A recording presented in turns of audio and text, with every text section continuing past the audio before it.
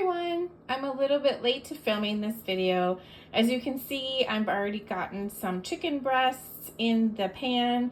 I got them a little bit browned up on both sides, added some salt and pepper. I'm going to be making something called Catalina chicken breasts, but I just shorten it to say Catalina chicken.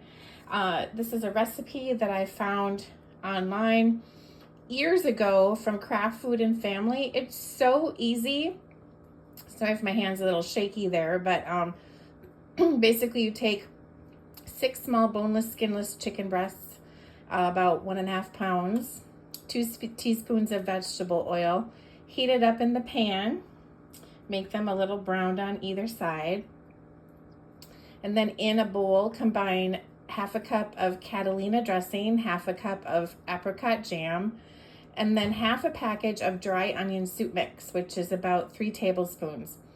And then once your chicken is ready, you preheat the oven to 350. And then when that chicken's done, then you add it to a 3-quart baking dish.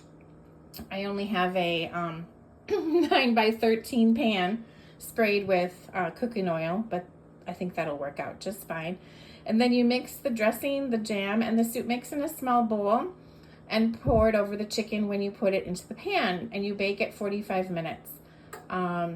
I put or until chicken is cooked through. There it is. It says serve with rice and cheesy broccoli, which is a really good suggestion.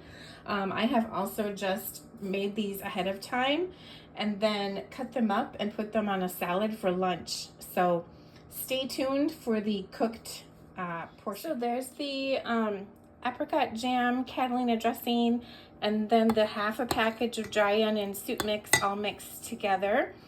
So I'm going to take out a fork from the clean utensils because we want to remember that whatever we used to cook the chicken with is now dirty because it has all those, chicken juice on it.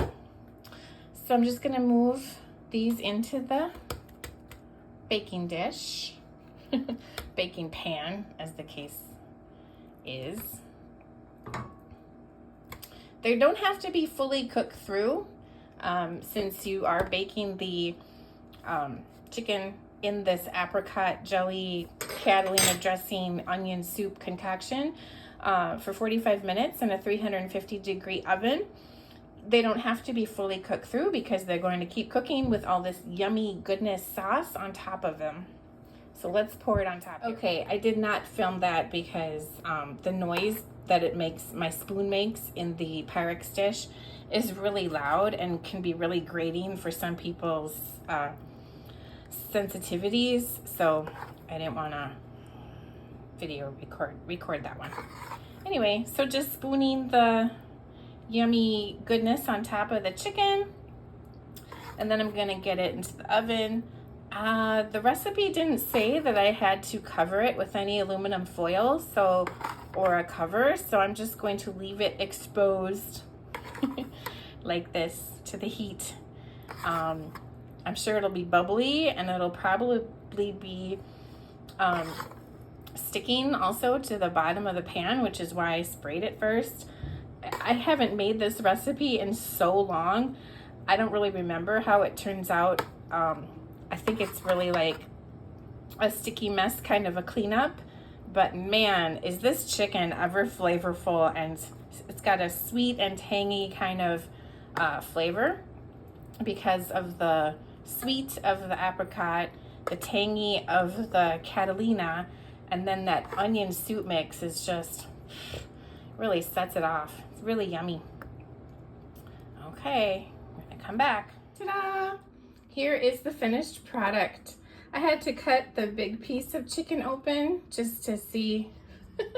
I was a little bit paranoid because, they say that when you stick a fork in it and it comes out cleanly, there's no resistance, then it's done.